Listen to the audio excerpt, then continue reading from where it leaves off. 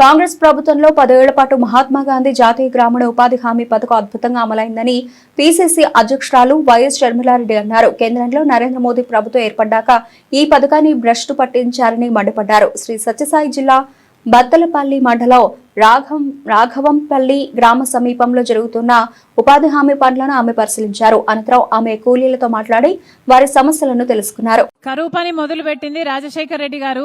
మన్మోహన్ సింగ్ గారు ప్రధానమంత్రి ఉండగా మొదలు పెట్టిన పథకం కరువు పని ఉపాధి హామీ పథకం. ఇన్ని సంవత్సరాలు ఉపాధి హామీ పథకం నడుస్తానే ఉంది. కానీ కాంగ్రెస్ అధికారంలో ఉంది మొదటి 10 ఏళ్లు బ్రహ్మాండంగా నడిచింది ఉపాధి హామీ పథకం. రాజశేఖర రెడ్డి గారు ముఖ్యమంత్రిగా ఉండగా ఉపాధి హామీ పథకానికి అయ్యా మాకు మధ్యవర్తుల ద్వారా డబ్బులు ఇప్పించకండి, మాకు నేరుగా డబ్బులేస్తే కట్టింగ్లు కమిషన్లు పోవు అని రాజశేఖర రెడ్డి గారి దగ్గరికి వెళ్లి అడిగితే ఒకేసారి 60 లక్షల అకౌంట్లు ఓపెన్ చేపించాడు రాజశేఖర రెడ్డి గారు. ఇది ఉపాధి హామీ కొత్తల్లో. అలాగే ఆడోళ్లు వెళ్లి అయ్యా మాకు కూడా సమానంగా వేతనం కావాలి, మాకు కూడా సమానంగా ఇయ్యాలి అంటే రాజశేఖర రెడ్డి గారు ఆ రోజుల్లో వెంటనే ఒప్పుకున్నారు. సమానంగా మగవారికి సమానంగా వేతనాలు ఇచ్చేవారు రాజశేఖర రెడ్డి గారు ముఖ్యమంత్రిగా ఉన్న రోజుల్లో. ఆ తర్వాత కాలంలో ఇప్పుడు గత 10-11 సంవత్సరాలుగా బీజేపీ పార్టీ అధికారంలో ఉంది. బీజేపీ పార్టీ అధికారంలోకి వచ్చినప్పటి నుండి ఉపాధి హామీకి గ్రహణం పట్టింది. ఈ పథకాన్ని ఎలాగైనా సరే నిర్వీర్యం చేయాలి అని బీజేపీ పార్టీ చూస్తుంది. ఎందుకంటే సంవత్సరానికి ఈ పథకానికి దేశమంతా 86,000 కోట్ల రూపాయలు ఖర్చు అవుతుంది. ఈ డబ్బంతా ఉపాధి హామీకి వివిధ రాష్ట్రాలకు కేంద్ర ప్రభుత్వం ఇస్తూ వచ్చింది. కానీ ఈ డబ్బు ఉపాధి హామీ పని చేస్తే పేదవాడి చేతుల్లోకి వెళ్లిపోతుంది తప్పితే బీజేపీ నాయకులకి గాని బీజేపీ బినామీలకు గాని ఈ డబ్బు పోదు. అందుకనే ఇది తగ్గించాలని చూస్తుంది బీజేపీ పార్టీ. అందుకే అదే పనిగా కుట్ర పన్ని మరి ఉపాధి హామీ పనిని నిర్వీర్యం చేయడానికే బీజేపీ పార్టీ పూనుకుంది. కాబట్టే ఇప్పుడు కేంద్ర ప్రభుత్వం మొత్తం డబ్బులు ఇవ్వదట. ఇది వరకు లాగా కేంద్ర ప్రభుత్వం ఇవ్వదట. ఇప్పటి నుంచి 60% కేంద్రం ఇస్తదంట, 40% రాష్ట్ర ప్రభుత్వమే పెట్టుకోవాలట. దీనికి ఒక కొత్త చట్టం తెచ్చారు. మహాత్మా గాంధీ జాతీయ గ్రామీణ ఉపాధి హామీ పథకాన్ని పేరు మార్చి విబి గ్రామ్ అని కొత్త చట్టాన్ని తీసుకొచ్చి దీంట్లో ఉపాధి హామీ పనికి 60% మాత్రమే కేంద్రం ఇస్తుంది, 40% రాష్ట్ర ప్రభుత్వం పెట్టుకోవాలి అని చెప్తోంది బీజేపీ పార్టీ. ఇక రాష్ట్ర ప్రభుత్వం పెట్టుకోవాలి అంటే ఎన్నో రాష్ట్రాలు పెట్టుకోలేవు. మన ఆంధ్ర రాష్ట్రాన్ని తీసుకున్నా మన ఆంధ్ర రాష్ట్రానికి కనీసం ప్రభుత్వానికి పనిచేసే వాళ్ళకి జీతాలు ఇవ్వడానికి కూడా సరిగ్గా డబ్బులు లేవు. ఇక ఉపాధి హామీ పనిలో 40% ఖర్చు పెట్టుకోమంటే మన రాష్ట్ర ప్రభుత్వం పెట్టుకోలేదు. కాబట్టి రాష్ట్ర ప్రభుత్వం ఉపాధి హామీని ఇంకా తగ్గించేస్తుంది లేదా మొత్తానికే తీసేస్తుంది.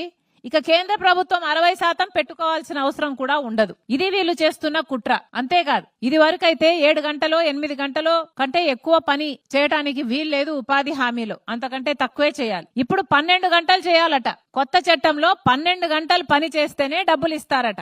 ఇది ఎక్కడి న్యాయం? ఇంత అన్యాయాలు చేస్తూ కూడా ఊరెంబడి రోడ్లెంబడి అడ్వర్టైజ్మెంట్లు వేసుకుంటున్నారు. ఇప్పుడు 100 రోజులు కాదు 125 రోజులు పనిస్తాము అని. చూసారా ఎవరైనా? 100 రోజులు కాదు 125 రోజులు పనిస్తాము అని ఇప్పుడు పోస్టర్లు వేస్తున్నారు, అడ్వర్టైజ్మెంట్లు వేసుకుంటున్నారు. కానీ ఇది బూటకం, ఇది ఒక మోసం.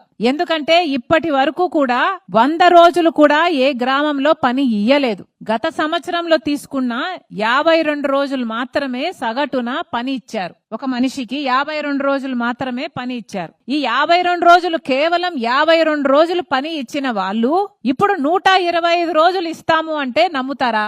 కనీసం 100 రోజులు కూడా పని ఇవ్వని వాళ్ళు 125 రోజులు పనిస్తాము అని పోస్టర్లు వేసుకుంటున్నారంటే ఎంత సిగ్గులేదనుకోవాలి వీళ్ళకి. అమ్మా 125 రోజులు పని ఇవ్వరు. ఎక్కడ మీరు పోస్టర్లు చూసినా మీ మనసులో ఇది అర్థం చేసుకోండి, అది అబద్ధం, అది మోసం, అది బూటకం. కేవలం మీ చేత వ్యతిరేకత రాకుండా ఉండడానికి ఉపాధి హామీ పథకాన్ని నిర్వీర్యం చేస్తున్నారు. మీ నుంచి వ్యతిరేకత రాకుండా ఉండడానికి మాత్రమే 125 రోజులు అని ప్రచారం చేసుకుంటున్నారు. కానీ ఇది పచ్చి అబద్ధం. 52 రోజులు మాత్రమే ఇచ్చారు పోయిన సంవత్సరం.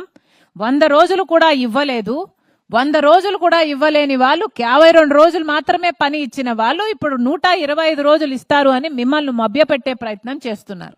ఈ కొత్త చట్టం ముమ్మాటికి పేదలకు వ్యతిరేకం. ఇప్పటికే పేదరికంలో అల్లాడిపోతున్నారు ఆంధ్ర రాష్ట్ర ప్రజలు. కానీ ఉపాధి హామీ పథకం కూడా తీసేస్తే ఇక మొత్తానికే ఆకలి చావులు చూడాల్సి వస్తుంది, పని లేక వలసలు వెళ్లాల్సి వస్తుంది. ఇది కాదు కదా మనకు కావాల్సింది. ఇది వరకు ఎట్లా ఉండేదమ్మా? ఉపాధి హామీ పథకం అంటే గ్రామ సభలు పెట్టేవాళ్ళు, గ్రామ సభలో గ్రామ పంచాయతీల మధ్య అందరూ గ్రామస్తులుండంగా ఈ గ్రామంలో ఏం పని చేయాలి అని నిర్ణయించేవాళ్ళు, అవునా?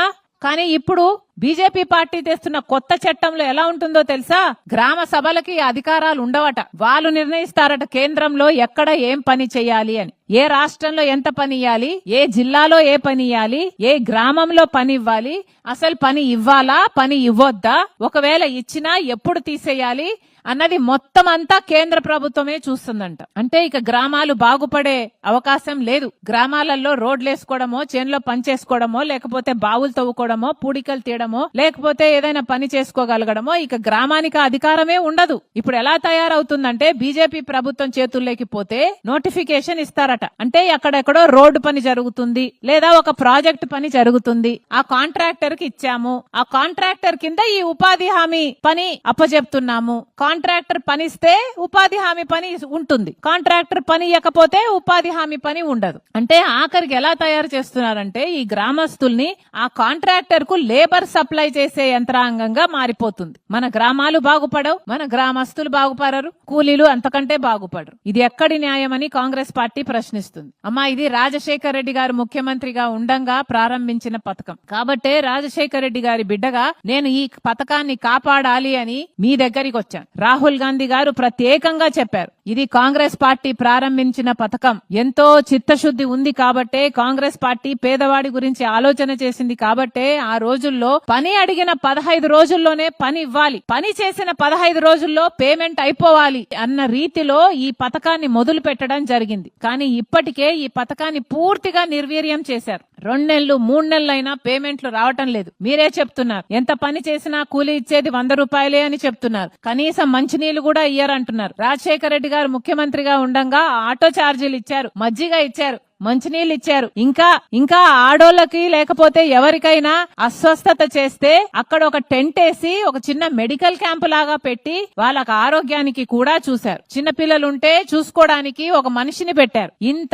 ఇంత అద్భుతంగా ఉపాధి హామీ చేస్తే ఈ రోజు ఎలా తయారైంది? ఇది అంతా లంచాలు, ఎక్కడ చూసినా కూడా అన్యాయమే. జాబ్ కార్డులు తొలగించేస్తున్నారు. ఒకటే సంవత్సరంలో అమ్మా ఇటీవల కాలంలో 18.5 లక్షల జాబ్ కార్డులు తీసేశారు. ఒకప్పుడు రాజశేఖర రెడ్డి గారు ఉన్నప్పుడు 1,10,00,000 జాబ్ కార్డులు ఉన్నాయి. ఇప్పుడు ఎన్నున్నాయో తెలుసా?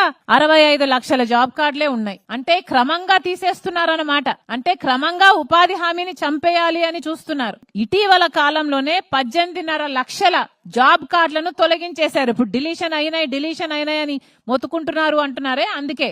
ఎందుకంటే జాబ్ కార్డులు ఎక్కువ ఉంటే పని ఎక్కువ ఇవ్వాలి, పని ఎక్కువ చేస్తే వాళ్ళకు వేతనాలు ఎక్కువ ఇవ్వాలి. ఆ ఖర్చు మిగిలించుకోవడానికే ఈ ప్రయత్నం అంతా. అందుకే కాంగ్రెస్ పార్టీ ఒక ఉద్యమం చేపట్టింది, ఉపాధి హామీ పథకాన్ని పరిరక్షించుకోవాలి అని. మీ పక్షాన కాంగ్రెస్ పార్టీ కూడా పోరాటం చేస్తుంది. కానీ మీరు కూడా చైతన్యం అవ్వాలి, మీరు కూడా చైతన్యవంతులుగా మారి మీరు కూడా అర్థం చేసుకోవాలి బీజేపీ పార్టీ చేస్తున్న కుట్రలేమిటి. ఈ కొత్త చట్టంతో మీకు న్యాయం జరగదు అని మీరు అర్థం చేసుకోవాలి. ఎక్కడికక్కడ మీరు అందరూ కూడా దీన్ని వ్యతిరేకించాలి. మాతో పాటు చేయి కలపండి, అందరము కలిసి ఉపాధి హామీ పథకాన్ని రక్షించుకునే కార్యక్రమం చేస్తాం. మరొకసారమ్మా, మీ పనులు మానుకొని మా కోసం వచ్చారు. ప్రతి ఒక్కరికి, ప్రతి అన్నకు, ప్రతి తమ్ముడికి, ప్రతి అక్కకు, ప్రతి చెల్లికి, ప్రతి అమ్మకు, ప్రతి అయ్యకు మీ రాజశేఖర రెడ్డి బిడ్డ శిరస్సు వంచి చేతులు జోడించి మనస్ఫూర్తిగా నమస్కరించుకుంటుంది.